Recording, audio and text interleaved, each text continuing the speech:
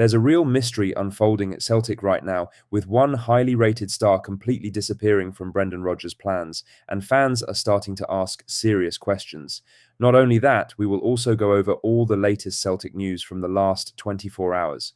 But first, make sure you like this video and subscribe to the channel for more Celtic content. Chris Sutton believes Celtic's board are set for a difficult period as fan protests continue to rumble on. Supporters have already made their frustrations clear at Rugby Park and Firhill, staging walk-ins, banner displays and chants demanding change at the top of the club. Now, with a planned three-game silence beginning against Hibs, Sutton says the pressure is unlikely to ease. Banners were unfurled yesterday as fans took part in a 12-minute silence, signalling 12 minutes without the 12th man. A midweek is set to see these protests ramp up. It will be a 29-minute silence from the fans as they make their feelings crystal clear over the club's leadership in the first home Europa League game.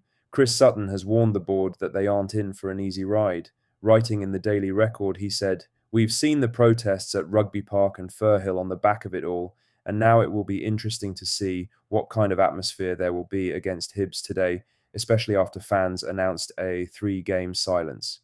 Some of the vitriol might have faded for some fans, but I doubt the Celtic board will be in for an easy ride. It's understandable. Supporters don't want to let all of this blow over like it usually does, because they'll feel it's a green light for the people running the club to keep repeating the same mistakes. The ire isn't just about this summer. It's been a build-up of issues and seasons of talk of learning lessons without actually doing so. Rodgers is having to get on with it, but there are constant reminders of the blunders made in the transfer window. The message is clear. Celtic fans will not quietly move on from their frustrations over recruitment failures, lack of ambition, and the perception of a boardroom out of touch with supporters. Nicholson and McKay can scroll their phones, or the CEO can look away when he's confronted, but the fan anger isn't going away. Whether the protests eventually force change remains to be seen, but for now, the discontent lingers. Now for the main story, as when Celtic announced the loan signing of Jamai Simpson-Pusey from Manchester City in the summer, many assumed the ball-playing centre-back would be handed first-team opportunities. Instead, the 19-year-old has all but disappeared. He's yet to make a league squad, with his only involvement coming as an unused substitute in the Champions League qualifiers against Kairat Almaty. Beyond that brief sighting, Simpson-Pusey has been nowhere to be seen. Hugh Keevins drew attention to the situation on Clyde One Super Scoreboard, comparing the Celtic loanee to Rangers' Mikey Moore. Keevins said, "Celtic have a player from Manchester City who has vanished off the face of the earth. Rangers have got one from Tottenham who had a huge reputation, but has got caught up in all of what's going on at Ibrox and has been sucked into the vortex. The reality is that Simpson-Pusey has found himself buried in the pecking order. Cameron Carter-Vickers and Liam Scales remain Rodgers' trusted pairing at the back, while Dane Murray has impressed when called upon and is expected to get more minutes this season.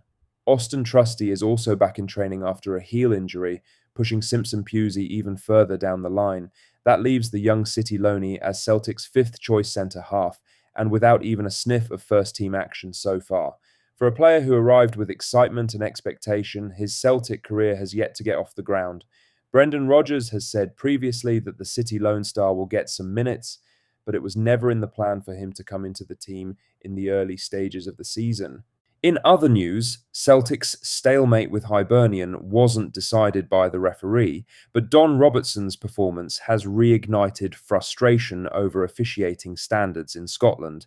The numbers from Saturday tell a story of imbalance. Celtic dominated possession with 77% of the ball compared to Hibs' 23%. Yet the foul count finished 17 against Celtic and just 1 against Hibs. The disparity left Celtic supporters baffled and increasingly angry in the stands. One incident in particular summed up the frustration.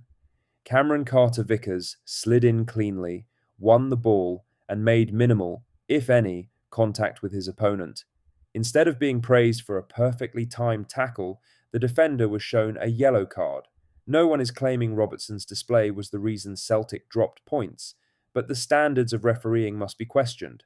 When basic challenges are punished and the foul balance is this skewed, it undermines both the flow and fairness of the contest. Scottish football has been crying out for improvement in officiating for years. VAR was supposed to help, but inconsistency on the pitch remains a weekly talking point. Celtic fans are entitled to demand better. Not bias, not favours, just competent refereeing. A title race decided by poor decisions would be unacceptable, and until referees are held accountable, these frustrations will only grow louder.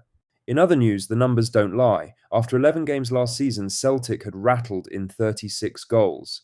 This season, just 17. And when you strip away the 8 goals scored in 2 League Cup matches, the reality is even starker. Only 9 goals in 9 games, including Europe. That is an alarming drop off for a club that has long prided itself on its relentless attacking football. The champions look toothless, predictable, and desperately short of ideas in the final third. Some of that falls at Brendan Rodgers' door. His slow, possession heavy style has been labelled boring by supporters, and too often this season it has left Celtic looking flat. But the bigger issue lies higher up. This is the price of baffling transfer decisions. Nicholas Kuhn and Adam Ider were allowed to leave in the summer without replacements. Kyogo, who struck 85 goals in green and white, departed in January and has never been replaced. The result? A glaring lack of firepower, with fans left asking how a club with £77 million in cash reserves failed to recruit even one proven striker. Iheanacho was never the answer. He was an SOS call from the manager. The excuses from the board are wearing thin. Supporters are not protesting because they are arrogant or entitled. They are protesting because those entrusted with running Celtic are failing to give the team the tools to compete at the highest level. Rodgers himself said the people inside the club bleed Celtic. Judging by this summer's transfer window, fans are not buying that. Lastly, Callum McGregor has brushed off Hearts' early Premiership lead after the Edinburgh side moved clear at the top of the table with a 3-0 win over Falkirk. While Celtic were held to a frustrating goalless draw against Hibernian at Parkhead, Derek McInnes's men capitalised to go 2 points clear after 6 games. Rangers don't play until Sunday afternoon, leaving them languishing in 11th. But the Celtic skipper insists it is far too early to take the league standings seriously, pointing out that Aberdeen made a similar fast start last season without sustaining a title challenge. He said, "No, we're 6 games in. Maybe at 36 games you start looking at the table, but not at 6 games in. It's such a long season and there is so much football to be played. We're thinking about performances and getting up to speed. Although we didn't win the game, I'm sure if we play like that, we'll amass enough points to be where we want to be.